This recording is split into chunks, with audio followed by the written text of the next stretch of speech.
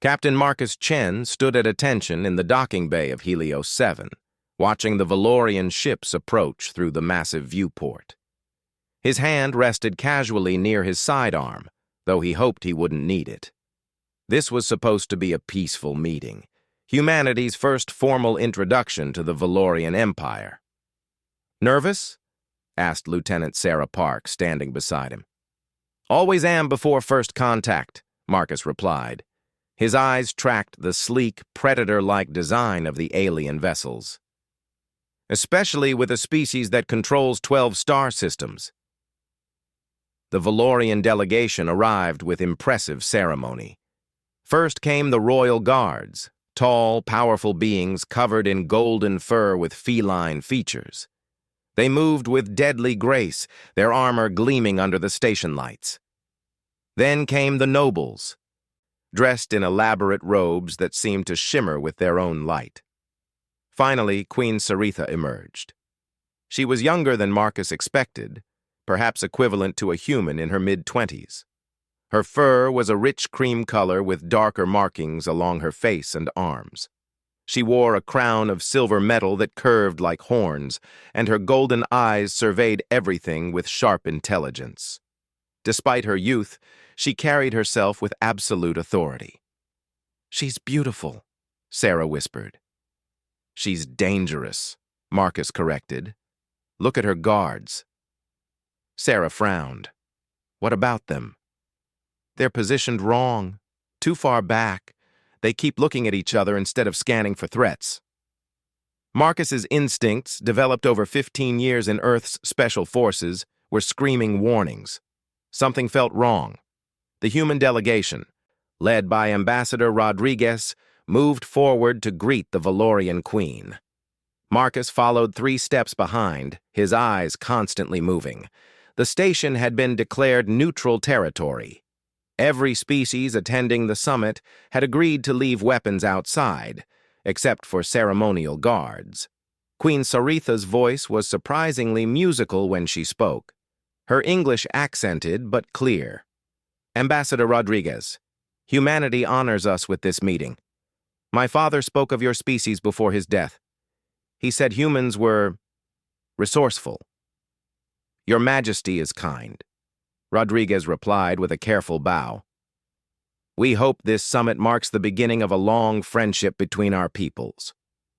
The opening ceremony took place in the Grand Hall, a circular room with viewing galleries above. Representatives from 6 different species attended, all curious about the humans and Valorians finally meeting. Marcus positioned himself along the wall, maintaining a clear view of Queen Saritha, while his team covered other angles. The speeches began. Ambassador Rodriguez talked about human values and hopes for cooperation. A Valorian noble spoke about the Empire's strength and honor. Marcus barely listened. His attention was on the crowd, on the movements, on anything unusual. That's when he saw it. In the upper gallery, partially hidden behind a structural beam, someone was raising a weapon. The figure wore Valorian clothing, but their movements were furtive, guilty. Marcus's training took over instantly. He didn't think. He didn't hesitate. He launched himself forward, crossing 15 feet in 3 powerful strides. Queen Saritha turned toward him, her eyes widening in surprise. Behind her, the Valorian guards finally noticed the threat, but they were too far away. Marcus reached the queen just as a crystalline arrow flew through the air with a high-pitched whistle.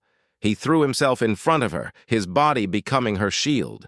The arrow struck his left shoulder with tremendous force, punching through his uniform and embedding deep in his flesh. The pain was immediate and intense. But worse was what followed. Marcus felt ice spreading from the wound, freezing his veins. His vision began to darken at the edges. Poison. The arrow had been poisoned.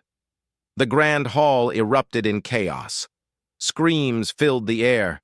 Valorian guards finally rushed forward, some racing toward the gallery where the assassin was fleeing, others forming a protective circle. Human security teams drew weapons, unsure who to aim at. Marcus's legs gave out. He felt strong arms catch him, surprisingly gentle despite their obvious power. Queen Saritha held him, easing him to the ground. Her golden eyes stared down at him with an expression he couldn't read. "Get the physician!" she roared in her own language. Then, switching to English, she looked at Marcus. "Why did you do that? You don't even know me." Marcus tried to answer, but his tongue felt thick. The black ice was spreading up his neck now, visible through his skin like dark lightning. His training had taught him about Valorian poisons. Most were fatal within minutes. "Foolish human," Saritha said, but her voice was soft. "Brave, but foolish." A Valorian in medical robes rushed over, examining Marcus quickly. The physician spoke rapidly in the Valorian language. Whatever he said made Queen Saritha's expression harden with determination. "No," she said firmly. "I don't care about the cost. Do it." The physician hesitated, then bowed and pulled out a vial of glowing blue liquid from a case he carried. He administered it directly into Marcus's other arm. The effect was immediate. The ice in Marcus's veins began to recede, though the pain remained intense. "Will he live?" Lieutenant Park appeared above him, her face pale with worry. "Perhaps," the physician said in accented English. "The antidote is rare, very expensive. If his human body accepts it, he will recover. If not—" He didn't finish the sentence. Marcus's vision was fading. The last thing he saw was Queen Saritha's face, still looking down at him with that strange expression, part confusion, part curiosity, part something else he couldn't identify. "You saved my life, Marcus Chen," she said quietly. "I will not forget this." Then darkness claimed him, and Marcus knew nothing more. Marcus woke 3 days later in a medical bay that looked nothing like human facilities. The walls were a warm amber color, and the air carried a spicy scent he didn't recognize. His shoulder ached, but the terrible ice-like pain was gone. He tried to sit up and found someone sitting in a chair beside his bed. Queen Saritha. She wore simpler clothing than before, a flowing tunic instead of ceremonial robes. Her golden eyes watched him with quiet intensity. When she saw him wake, her ears perked forward in what Marcus would later learn was a sign of interest. "You live," she said simply. "Good." "Your Majesty," Marcus croaked, his throat dry. "What happened?" "The assassin was from House Dravok. They wanted me dead so they could claim the throne." She stood and poured water from a pitcher, handing him the cup. "You stopped them. You nearly died doing so." Marcus drank gratefully. "Just doing my job, ma'am." "Your job?" Her tail swished behind her, a movement Marcus didn't understand yet. "Human guards protect human diplomats. I am not your responsibility." "A threat is a threat," Marcus said. "Didn't matter who you were." Saritha studied him for a long moment. "The poison should have killed you in minutes. I gave you the antidote from the Royal Medical Vault, a substance made from the venom glands of our ancestors. It is worth more than a small planet. Only members of the royal bloodline have access to it." Thank you," Marcus said, unsure what else to say. "You don't understand." Saritha moved closer, her expression serious. "By Valorian law, you saved my life at risk of your own. Then I used royal resources to preserve you. This creates a life debt of the highest order. There is only one way to honor such a debt properly." Marcus waited, confused. "Marcus Chen," Queen Saritha said formally, "you will marry me." For several seconds, Marcus just stared at her. Then he laughed, thinking it was a joke. But Saritha's expression didn't change. Her golden eyes remained completely serious. "Wait," Marcus said slowly. "You're actually serious?" "Completely serious. The ceremony will take place in 1 month on my home world." But I can't. We barely know each other." "That is irrelevant. The law is clear. Marcus spent the next hour trying to explain why this was impossible. Saritha listened patiently, then calmly destroyed every argument. When he said they were too different, she pointed out that compatibility wasn't required for royal marriages. When he said he had duties to Earth, she said those could be managed. When he said her people would never accept a human prince, she simply said, "They will." Finally, Marcus appealed to Ambassador Rodriguez. Surely the ambassador would explain this was crazy. Rodriguez looked uncomfortable. "Captain Chen, the situation is delicate. The Valorian Empire is incredibly powerful. This alliance is crucial for humanity. If you refuse the Queen's decree, it could be seen as a terrible insult. We could lose everything we've worked for." "So I'm supposed to just marry an alien queen?" "We're strongly encouraging it, yes." Marcus felt trapped. That evening, a human xenoanthropologist named Dr. Keiko Yamada arrived to give him a crash course in Valorian culture. She was an energetic woman in her 50s who seemed excited about the whole situation. "The Valorians are apex predators," she explained, showing him images on her tablet. "Everything about their society revolves around strength, honor, and hierarchy. Royal marriages are usually political arrangements, but the life debt ceremony is sacred. It's one of their oldest traditions." "What does a prince consort even do?" Marcus asked. "You'd have significant power, actually. You'd be her partner in ruling, though she maintains final authority. You'd command respect just from the title, but—" Dr. Yamada hesitated. "You'd need to prove yourself. Valorian nobility won't respect weakness." Meanwhile, Queen Saritha faced her own problems. Her royal council was furious. "A human?" Lord Cravax, her military commander, growled. "Your Majesty, this is madness. He has no rank, no territory, no understanding of our ways. He doesn't even have proper claws." "He has courage," Saritha replied coldly. "He threw himself before death without hesitation. That is more than I can say for my own guards who failed to prevent the attack." The council members shifted uncomfortably. "The law is clear," Saritha continued. "The life debt must be honored. Anyone who objects is questioning our most sacred traditions. Do any of you wish to do that officially?" Silence. "I thought not. Prepare for the ceremony."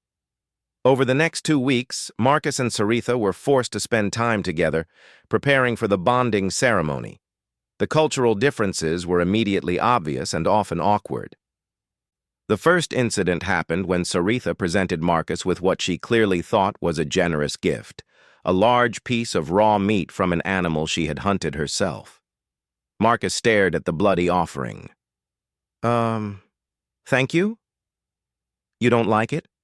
Saritha's ears flattened, a sign of disappointment he was starting to recognize. "It's very thoughtful, but humans usually cook our meat first." "Cook? You burn it with fire?" "We call it cooking. It changes the flavor, makes it safer to eat." Saritha looked genuinely puzzled. "Prey is meant to be eaten fresh. Burning it wastes the essence of the hunt." They compromised. Marcus would try small pieces of raw meat during formal dinners to show respect, while Saritha agreed to try cooked food to understand human customs. Her reaction to grilled steak was memorable. "This is actually not terrible," she admitted, surprised. "The heat creates new flavors." Other differences were harder to navigate. Valorians communicated partly through body language Marcus couldn't read: ear positions, tail movements, even subtle scent markers. Saritha kept invading his personal space without realizing it, standing inches away during conversations. When Marcus stepped back, she thought he was being cold. "Why do you retreat?" she asked, frustrated. "Do I displease you?" "No, it's just humans need more space. Physical distance doesn't mean disrespect for us." "That is strange. For Valorians, distance means distrust." But slowly, they began to understand each other. Marcus learned that Saritha had become queen at 23 after her father was assassinated. She'd spent 2 years fighting off rival houses, political plots, and constant threats. She was lonely at the top, surrounded by people who wanted to use or destroy her. Saritha learned that Marcus had lost his parents young and found purpose in protecting others. He'd served in dangerous places, saved lives, and never sought recognition for it. He was genuinely humble in a way she rarely encountered. One evening, while reviewing security plans for the ceremony, Marcus pointed out several flaws in the Valorian setup. "Your guards are positioned here," he said, marking the tactical display. "But an attacker could come from this angle or this one. You're vulnerable in 12 different ways." Lord Cravax, the military commander, bristled. "Human, you dare question—" "He's right," Saritha interrupted, studying the display. "Show us your alternative." Marcus laid out a security plan using human tactical principles. Cravax was skeptical until Marcus explained the reasoning behind each position. The old warrior's respect for the human grew grudgingly. "Perhaps you are not completely useless," Cravax admitted. As the ceremony date approached, intelligence reports revealed the assassination attempt was part of a larger conspiracy.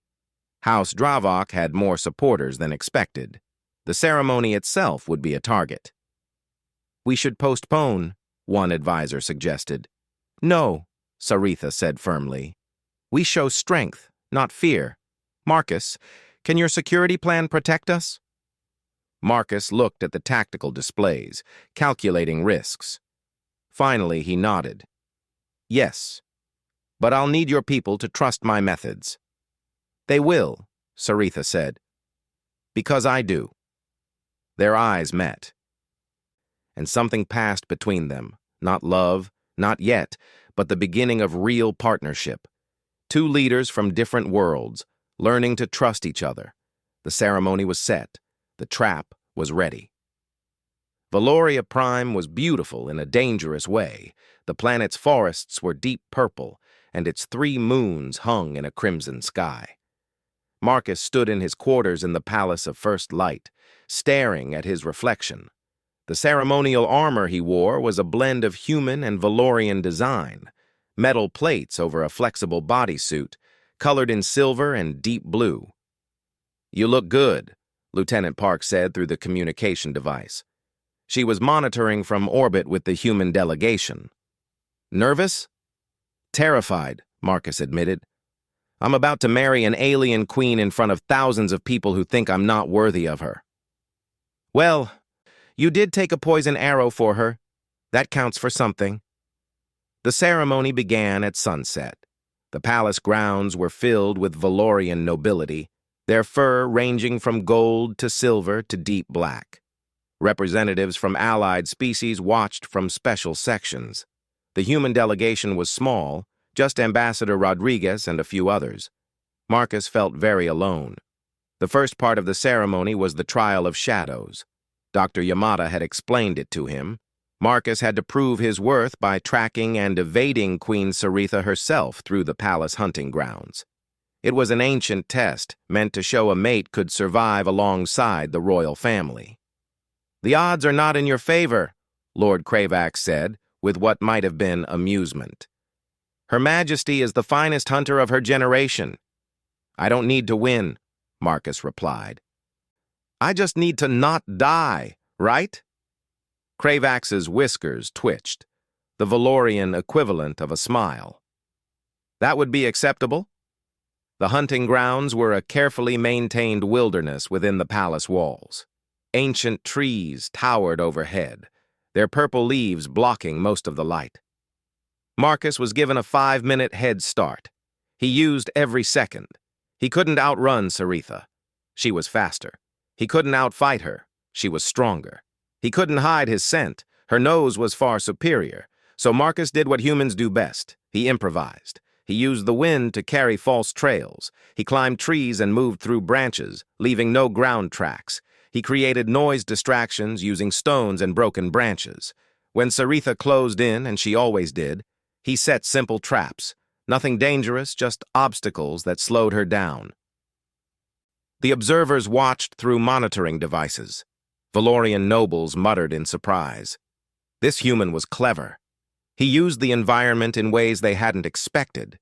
He turned his weaknesses into advantages. Saritha found him eventually. She always would.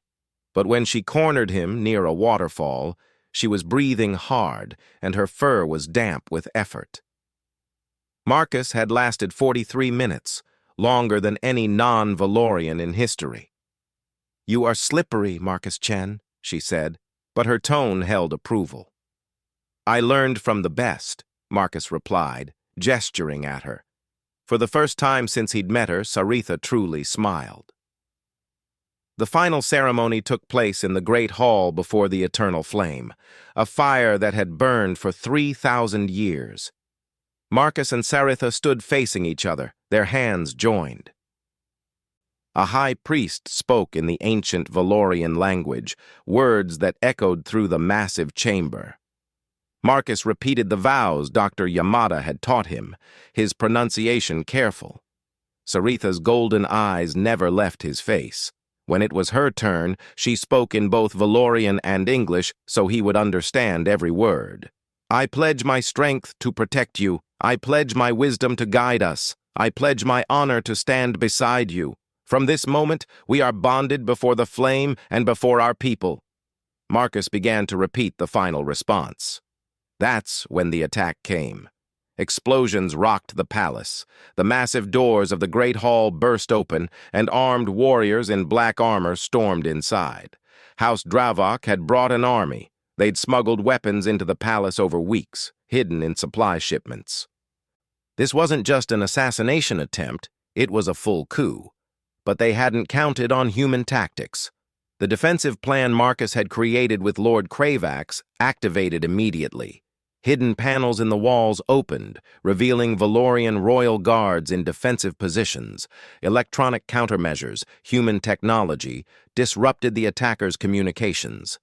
Decoy targets drew fire away from the queen. "Protect Her Majesty!" Lord Cravax roared, leading a squad of guards. Marcus stayed at Saritha's side. A female Valorian warrior he recognized from the royal guard, Captain Valara, formed up with them. "The eastern wing is breached," she reported. "They're coming from multiple directions." "Fall back to secondary position," Marcus said, then caught himself. "Sorry, that's just a suggestion. No, your plan," Saritha said firmly. "We follow it." They moved through passages Marcus had identified as defensible. 3 times, attackers tried to corner them. 3 times, Marcus's positioning gave them the advantage. He wasn't trying to fight the Valorian warriors himself. He knew better. Instead, he directed Saritha's guards to optimal positions, used human tactics to outthink the enemy. In one narrow corridor, they encountered wounded Valorian guards who had been left behind. The attackers had slashed major arteries, a death sentence in minutes. Marcus didn't hesitate. He used his belt as a tourniquet, applied pressure to wounds, used human emergency medical techniques. "What are you doing?" one injured guard gasped. "Saving your life. Hold still." The guard survived. So did the others Marcus treated. Captain Valara watched with wide eyes. "These techniques?" "We don't have these." "I'll teach you later," Marcus said. "Right now, we need to secure the throne room." The fiercest fighting happened in the Hall of Ancestors. A massive Valorian warrior in Dravok colors blocked their path. Commander Thaxor, a legendary fighter. He pointed his blade at Saritha. "Your reign ends tonight, false queen!" Saritha's claws extended, ready to fight. But Marcus stepped forward. "No," he said quietly. "I'll handle this." "Marcus, he'll kill you," Saritha protested. "Maybe. But if you fight him, more of your people die while the battle rages. If I challenge him, Valorian Honor Code says it's single combat. Everyone else has to stop and watch." Saritha understood immediately. By fighting Thaxor himself, Marcus would buy time for reinforcements. It was tactically brilliant. It was also nearly suicidal. "I don't want you to die," she said. "I don't plan to." Marcus faced Thaxor. The Valorian warrior was 7 feet tall, covered in scars, wielding a blade designed for his massive strength. Marcus had a ceremonial dagger, barely more than a knife. Thaxor laughed. "The human prince wants to play warrior? I'll make it quick." "Thanks," Marcus said. "I appreciate that." The fight began. Thaxor attacked with overwhelming power, his blade whistling through the air. Marcus didn't try to block. The force would have shattered his arms. Instead, he dodged, rolled, used Thaxor's momentum against him. Valorians fought with strength and aggression. Humans fought with precision and strategy. Marcus had trained in multiple martial arts, not the sport versions, but the combat versions designed to defeat larger opponents. When Thaxor overextended on a powerful swing, Marcus moved inside his guard. He struck nerve clusters with precise hits, points where Valorian physiology was vulnerable. Thaxor roared in pain and surprise. No one had fought him like this before. The battle lasted 3 minutes. To Marcus, it felt like hours. Finally, when Thaxor lunged forward in rage, Marcus used a judo throw, redirecting the massive warrior's own momentum. Thaxor crashed into a stone pillar and collapsed unconscious. The hall went silent. Every Valorian present stared at Marcus in shock. The human had defeated a legendary warrior using techniques they'd never seen. Marcus stood over Thaxor, breathing hard, his ceremonial armor scratched and dented. He looked at the remaining Dravok warriors. Anyone else? They retreated. Within minutes, Lord Kravax arrived with reinforcements. The coup was over.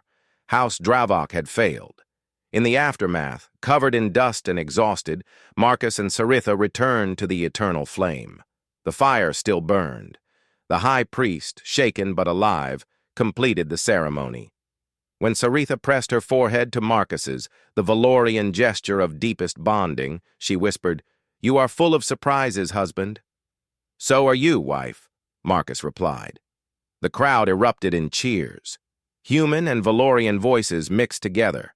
Captain Marcus Chen was now Prince Marcus Chen, consort to the Valorian queen, and he'd earned the title in blood and courage. Marcus's new life as prince consort was overwhelming. He woke in chambers larger than his entire apartment back on Earth. Servants appeared without being called, anticipating his needs before he knew them himself. He had titles, estates on 3 different planets, and guards who followed him everywhere. He hated all of it. "I don't need someone to pour my water," Marcus told the head servant, an elderly Valorian named Morthan. "But your highness, it is tradition?" "Then we're starting some new traditions." Word spread quickly through the palace that the human prince was strange. He dismissed half his servants, saying he could dress himself. He walked the palace corridors alone, despite security concerns. He ate in the common dining hall with guards and minor nobles instead of taking private meals. The Valorian court watched him constantly, waiting for him to fail. Some nobles mocked him openly at formal gatherings. "The pet human thinks he's royalty," Lady Cyrax whispered loudly enough for Marcus to hear. "How long before the queen realizes her mistake?" Lord Dravix, from a minor house, was more direct. "You have no territories, no battle honors, no ancestral claims. You're nothing but a lucky soldier who happened to be in the right place." Marcus learned to ignore the insults, but Saritha didn't. After one particularly harsh noble questioned Marcus's right to advise on military matters, she removed the noble from court entirely. "You don't need to defend me," Marcus told her that evening in their private quarters. "You are my partner. An insult to you is an insult to me." Saritha's tail lashed with anger. "These fools don't understand what you did. They see only what you're not, never what you are." "And what am I?" Saritha considered the question. "You are someone who sees solutions where others see only problems. That is rare, Marcus, especially here." Her words proved true sooner than expected. 2 noble houses, House Corvin and House Thessar, came before the queen with a dispute. Both claimed ownership of a moon called Draxus IV, rich in valuable minerals. By Valorian law, such disputes were settled through combat trials. Champions from each house would fight. The winner's house would claim the territory. "How many will die?" Marcus asked Lord Cravax quietly. "Perhaps 30, perhaps 50 warriors. It depends how long the trial lasts." Marcus stood up from his seat beside Saritha's throne. The court went quiet. It was bold for a consort to speak during formal proceedings. "Your Majesty, may I suggest an alternative?" Saritha's ears perked forward with interest. "Speak, Prince Consort." "On Earth, we have something called negotiation. Instead of fighting, both houses could share the moon's resources. They could form a partnership, split the profits. Both sides would gain wealth without losing warriors." The court erupted in murmurs. Lord Corvin, leader of his house, laughed outright. "Share? That is not the Valorian way. We are warriors, not merchants." "Warriors who die can't spend their wealth," Marcus replied calmly. "Dead soldiers don't defend your territories. Wouldn't both houses be stronger with their warriors alive and their treasuries full?" Lady Thessar, matriarch of her house, narrowed her eyes. "You propose we cooperate with our rivals?" "I propose you both become richer than you would through conquest. Isn't that the point?" Saritha tapped her claws on the throne's armrest, a sign she was thinking. "This is unconventional, but I will allow it. Prince Marcus, you have 1 month. If you can make both houses wealthier through this negotiation, we will adopt it as law. If you fail, the combat trial proceeds." Marcus spent the next 4 weeks working harder than he'd ever worked. He met with both houses, learning their concerns and grievances. House Corvin needed the minerals for their manufacturing planets. House Thessar wanted the moon because their grandfather had discovered it decades ago. It was a matter of honor. Marcus proposed a joint development corporation. House Corvin would manage mining operations. They had expertise. House Thessar would provide security and transportation. They had the ships. Profits would split 60-40, with the extra going to Thessar as recognition of their ancestral claim. "This satisfies both practical needs and honor," Marcus explained. "And together, you can mine 3 times faster than either house alone." It took endless meetings, compromises, and carefully worded agreements. But finally, both houses agreed. The contract was signed. Within 2 months, both houses were wealthier than they'd ever been. News spread across the empire. The human prince had done the impossible. He'd turned bitter rivals into profitable partners. Other nobles began approaching Marcus with disputes, asking for his unique perspective. But not everyone was pleased. Some traditionalists saw Marcus's methods as weak, corrupting true Valorian values. The tension simmered beneath the surface. Meanwhile, Marcus and Saritha grew closer. She taught him to hunt in the vast purple forests of Valoria Prime. The first time Marcus successfully tracked a shadow deer using human tracking methods, Saritha actually purred, a sound of deep approval. Marcus introduced Saritha to human culture. He played her classical music from Earth, Mozart, Beethoven, traditional songs from different cultures. She was fascinated by how humans created art from organized sound. "Your species makes beauty from mathematics," she said, listening to a symphony. "It's elegant." He showed her human literature, explaining stories and metaphors. She particularly loved adventure tales, though she found human romance novels confusing. "Why do they talk so much about their feelings?" she asked, puzzled. "If they want to be together, they should just declare it." "Humans are complicated," Marcus laughed. "So I'm learning." The turning point in their relationship came during a state dinner with Queen Vexara of the neighboring Krylian Empire. Vexara was known for her sharp tongue and political games. She arrived with a massive entourage, clearly trying to intimidate. During the meal, Vexara smiled coldly at Marcus. So you're the famous human prince. Tell me, do you do tricks? Fetch? Roll over? The Valorian nobles went silent. It was a terrible insult, calling Marcus a trained animal. Before Saritha could respond, her claws already extending in anger, Marcus spoke calmly. I do one trick your majesty might find interesting. I stand in front of poison arrows meant for others. I defeat legendary warriors using methods they've never seen. And I turn enemies into allies, which apparently is so rare in your empire that you don't recognize it. He met Vexara's eyes without fear. If those are the tricks of a pet, perhaps your empire needs more pets and fewer predators. The room went absolutely silent. No one spoke to queens that way. Vexara's expression turned dangerous. Then Saritha stood, her presence filling the hall. Marcus Chen is no pet. He is my equal, my partner, and my choice. He has brought prosperity to houses that would have shed blood. He has introduced methods that strengthen our entire empire. Any who question this question me directly. Her golden eyes glowed with barely contained fury. Do you question me, Vexara? Queen Vexara looked between them, calculating. Finally, she backed down.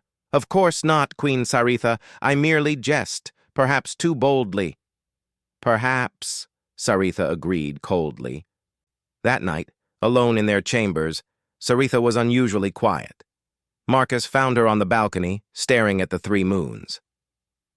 Thank you for defending me, he said softly. You defended yourself first. Quite well. She turned to him. Marcus, I must tell you something. I've been receiving threats, anonymous messages from someone calling themselves the Crimson Claw. They're different from Dravok's crude attempts. These are sophisticated, calculated. Show me. Marcus studied the messages on Saritha's data tablet. His military intelligence training kicked in. The language patterns, the timing, the specific threats. Something was wrong. This isn't a Valorian, Marcus said slowly. The phrasing, the structure. This is someone who learned your culture from outside. They're copying Valorian honor codes but making subtle mistakes. A native speaker wouldn't phrase things this way. Saritha's ears flattened in concern. You're certain? Not completely, but I'm concerned enough that we need to investigate properly. Not with warriors, with intelligence gathering. Human-style investigation. I trust your judgment. What do you need? Access to communication records, travel logs, and anything unusual in the past year. And secrecy. If someone's infiltrated your empire, we can't let them know we're looking. As Marcus began his investigation, he didn't know he was about to uncover a conspiracy that threatened not just Saritha, but the entire Valorian Empire. Marcus spent 2 weeks analyzing the threats from the Crimson Claw. He worked late into the nights, cross-referencing communication patterns, travel records, and suspicious activities. Dr. Yamada helped remotely from Earth, providing linguistic analysis. What they discovered was far worse than a simple assassination plot. It's not one person, Marcus told Saritha in their private meeting room. It's a coalition, multiple alien species working together, all afraid of Valorian expansion. Lord Kravax, who Saritha had brought into the investigation, growled low in his throat. Cowards. If they feared us, they should challenge us directly. They can't, Marcus explained, displaying his findings on the holographic screen. Individually, none of these species can match the Valorian military, so they're doing something smarter. They're infiltrating your society, recruiting disaffected nobles like House Dravok, and planning to trigger a civil war. A civil war? Saritha's tail went rigid. That's their goal? Think about it. If the Valorian Empire tears itself apart from within, they don't need to fight you. You destroy yourselves, and they're safe from expansion. Captain Valara, who now served as Marcus's security chief, studied the data. How deep does this infiltration go? That's what worries me. I've found evidence of their influence in 3 noble houses, 2 military divisions, and even here in the palace. They've been working for years, slowly building support. The room went cold. Enemies within the palace itself. It was every ruler's nightmare. "We need to root them out," Lord Kravax said. "Combat trials, interrogations, that's exactly what they want," Marcus interrupted. "If you start accusing nobles without absolute proof, you'll create the civil war they're hoping for. Innocent houses will think you're eliminating rivals. Trust will collapse." "Then what do you suggest, human?" Kravax demanded, frustrated. Marcus took a breath. "We do something they won't expect. We expose everything publicly." Saritha's ears flicked in surprise. "Explain." "Instead of hunting conspirators in secret, we reveal the entire plot to your people and your allies. Show them the evidence, name the infiltrators, make the enemy's goal public knowledge. Unite the Empire against a common threat." "That is not the Valorian way," Kravax protested. "No, it's the human way. Information warfare.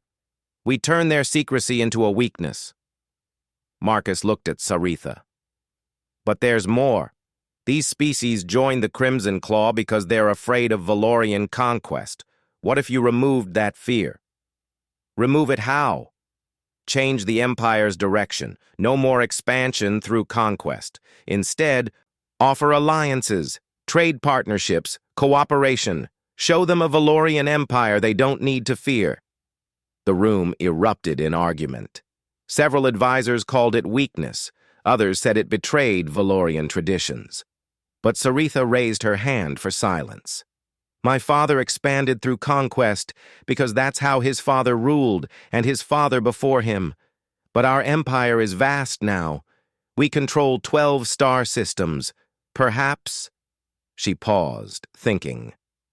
"Perhaps it's time to show strength through peace instead of war." "Your Majesty, the warrior houses will rebel," one advisor warned. "Let them try," Saritha said firmly. "Marcus is right. We're being manipulated into destroying ourselves. I won't give our enemies that satisfaction." 3 days later, Saritha made a historic broadcast across all Valorian worlds and to every allied species. Marcus stood beside her, representing humanity's partnership with the Empire. Saritha's voice was strong and clear. "My people, I speak to you today about a threat to our empire, not from outside, but from within. For years, a coalition of species calling themselves the Crimson Claw has infiltrated our society, recruiting traitors and planning to trigger civil war." She displayed the evidence Marcus had gathered: communication logs, financial transfers, testimony from captured conspirators. Names were named. The scale of the infiltration was shocking. "But I understand why they feared us," Saritha continued. "We have expanded through conquest for generations. To our neighbors, we appeared as an unstoppable threat. So today I announce a new direction for the Valorian Empire." The announcement stunned both Valorians and the wider galaxy. No more territorial expansion. Instead, trade agreements, mutual defense pacts, and cultural exchanges. The Empire would strengthen through cooperation, not conquest. "Let it be known, the Valorian Empire no longer seeks to conquer. We seek to partner. Any species willing to negotiate in good faith will find us ready to talk." The response was immediate and overwhelming. Most of the exposed conspirators were arrested within hours. With their plot revealed, they had no support. Several member species of the Crimson Claw, seeing their concerns addressed, requested immediate peace negotiations. Some Valorian hardliners did rebel, as predicted. 3 minor houses declared Saritha had betrayed Valorian honor and refused to recognize her authority. But they were a small minority. The majority of Valorians, tired of endless wars and seeing the prosperity that came from Marcus's negotiation methods, supported their queen. Lord Kravax personally led the forces that brought the rebel houses to justice. "For what it's worth, human," he told Marcus afterward, "you were right. Strength isn't just about claws and teeth. Sometimes it's about knowing when not to fight." "You're learning," Marcus smiled. The peace negotiations took 3 months. Representatives from 7 species came to Valoria Prime. Marcus worked alongside Saritha, using his experience to bridge cultural differences and find common ground. Trade agreements were signed, defense pacts established. The galaxy changed. 6 months after the broadcast, Marcus and Saritha stood on their private balcony overlooking the capital city. Below, Valorians and visiting aliens walked the streets together, something unthinkable a year ago. Fireworks exploded in the sky, a human tradition Saritha had adopted for celebrating the peace accords. "You changed everything," Saritha said, leaning against Marcus in a gesture that had become natural for them. An entire empire's future altered because one human had different ideas. "I just showed you another way to look at things," Marcus replied. "You're the one who had the courage to actually do it. That took more strength than blocking any arrow." Saritha's purr rumbled softly. "When I demanded you marry me, I thought I was paying a debt. I didn't expect to find—" "What?" "A true partner. Someone who sees me, not just the crown. Someone whose mind complements mine." She turned to face him, her golden eyes warm. "I didn't expect to actually care about you." Marcus smiled. "I didn't expect to care about you either. But here we are." "Here we are," she agreed. In the distance, human and Valorian ships flew in formation, practicing joint maneuvers. Children of different species played in parks designed by both cultures. Universities opened exchange programs. The changes rippled outward, touching every part of both societies. A human captain had blocked one poisoned arrow and gained a queen. But in doing so, he'd given both their peoples something far more valuable: proof that different species, different cultures, different ways of thinking could work together to create something neither could achieve alone. The Valorian way valued strength and honor. The human way valued cooperation and innovation. Together, they were stronger than either alone.